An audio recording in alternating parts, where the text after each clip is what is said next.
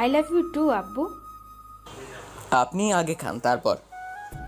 তুমি আগে। না, তাহলে কিন্তু।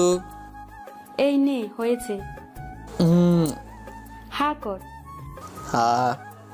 ছোটমা নাদিমকে খাইয়ে দিচ্ছে আর নিজেও খাচ্ছে। খাওয়া শেষ করে ছোটমা বলল, বিকাল 3:30 বের হয়ে ড্রপ করে আনো কিন্তু। আম্মু। আব্বু আর কিছু শুনতে চাই না। ঠিক আছে। লক্ষ্মী আব্বু আমার। চলে গেল রুম থেকে। রাখতে ভালো হয়েছে 3টা চুমো ফ্রিতে আর আম্মুর ভালোবাসা। আহ, কত ভালো লাগছে। কিছুক্ষণ রেস্ট নেওয়ার জন্য শুয়ে পড়লাম। ঘুম ঘুম চোখে ঘড়ির দিকে তাকিয়ে দেখি 3:45 বেজে গেছে। লাফ দিয়ে উঠে পড়লাম। আমার ফ্রেশ হতে 15-20 মিনিট লাগবে। উঠে ওয়াশরুমের দিকে দৌড় দিলাম। কিছুক্ষণ পর ওয়াশরুম থেকে বের হয়ে চলে এলাম। তাড়াতাড়ি করে রেডি হতে লাগলাম। যদি আমাকে স্টেশনে পৌঁছে যায় তাহলে চিনবে না। গরিব ঘরের মেয়ে কোনো দিন আসে নাই, আর এই প্রথম, তাই এত বড় শহরে হারিয়ে যাবে। রেডি হয়ে বের হলাম। আসার সময় ফোন নাম্বারটা দিয়ে এলাম, তা না হলে চিনব কেমনে।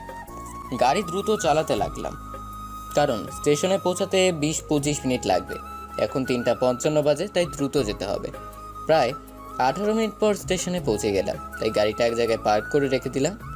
একটু আগে একটা ট্রেন চলে গেল, হয়তো এটাই এসেছে। ছোটমা বলেছিল 4টার সময় স্টেশনে পৌঁছে যেতে, কিন্তু এখন 4:20 বাজে, মানে 20 মিনিট লেট হয়েছে। সে তো একা একা চলে যায় নাই কোথাও, আর যাবে কোথাও বুঝতে পারছি না। সে তো শহরে কোনো দিন আসে নাই, কোথায় পাবো তাকে বুঝতে পারছি না। এত বড় স্টেশনে সবেমাত্র এসে একজনকে খুঁজে পাওয়া বড় বোকামি হবে, তাই একটু খুঁজতে লাগলাম। একজনকে দেখতে পেলাম স্টেশনের বসার সিটে বসে আছে।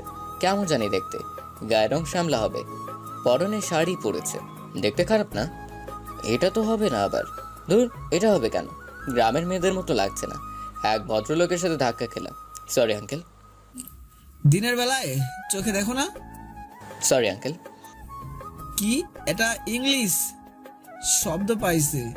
কি হলো? Sorry sorry. আঙ্কেল, আমি তো ইচ্ছে করে ধাক্কা দিইনি। মেয়েদের দিকে তাকিয়ে হাঁটলে তো ইচ্ছা করে ধাক্কা দেওয়া লাগে না, এমনিতেই লেগেছে।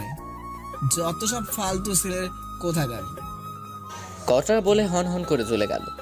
কি বাবা রে বাবা, এমন লোক জীবনে দেখিনি। মেজাজটা খিটখিটে দেখে বোঝা গেল আমাকে আগে থেকে লক্ষ্য করেছিল। আমি এই মেয়ের দিকে তাকিয়ে হাঁটতেছি, তা আগে সব কথা।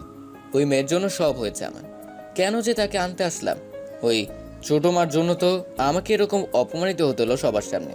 সবাই কেমন চোখে তাকিয়ে আছে। চলে এলাম অন্য জায়গায়, তারপর ফোনটা বের করে ফোন দিলাম।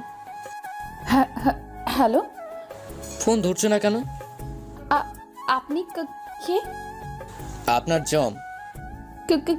কি বলছেন? আপনি আমাকে? কি বলছি মানে? যেটা সত্যি সেটাই বলছি। আমি আপনাকে চিনি না, ফোন রাখেন। ওই মেয়ে, ফোন রাখবে না। আমি আপনাকে। Hello hello. দেখ, ফোনটা কেটে দিল। কেন যে ও কথা বলতে গেলাম, মনে হয় মেয়েটা ভয় পেয়ে গেছে। আবার ফোন দিলাম, রিং হচ্ছে কিন্তু ধরছে না। কিছুক্ষণ রিং হয়ে কেটে গেল। আবার কল দিলাম, কিন্তু সেই রিং হচ্ছে কিন্তু ধরছে না। আবার ফোন দিব কি? না, আর দেওয়া যাবে না। যদি ফোনটা বন্ধ করে রেখে দেয় তাহলে সব শেষ হবে। কি করি এখন? ও হ্যাঁ, মেসেজ দেওয়া যাক, তাহলে কাজ হবে। এই যে ম্যাম, আমি আপনাকে নিতে এসেছি, দয়া করে ফোনটা রিসিভ করে কথা বলেন। সেন্ড করলাম সেই নাম্বারটাতে। একটু পর ফোন আসলো। ফোনটা রিসিভ করে বললাম, হ্যালো। আপনি ফোন ধরছেন না কেন? হ্যাঁ, এভাবে বলা যাবে না, তাহলে আবারও ভয় খেয়ে ফোনটা কেটে দিবে। নিজেকে কন্ট্রোল করতে হবে। সরি এভাবে রেগে কথা বলার জন্য। সত্যি তো আপনি আমাকে রিসিভ করতে এসেছেন? আপনি কোথায় আছেন দয়া করে বলবেন? সন্ধ্যা হতে বেশি দেরি নাই, তাড়াতাড়ি বলেন। আমি টিকিট কাউন্টারের পাশে একটা সিটে বসে আছি। ঠিক আছে, আপনি ওখান থেকে এক পাও সরবেন না, বুঝলেন?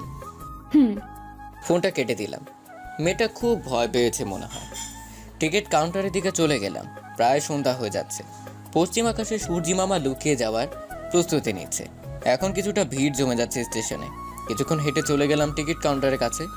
সিটে বসে আছে সেই মেয়েটি, আর একটা বয়স্ক মহিলা বসা আছে, সাথে একটা বয়স্ক করে পুরুষ।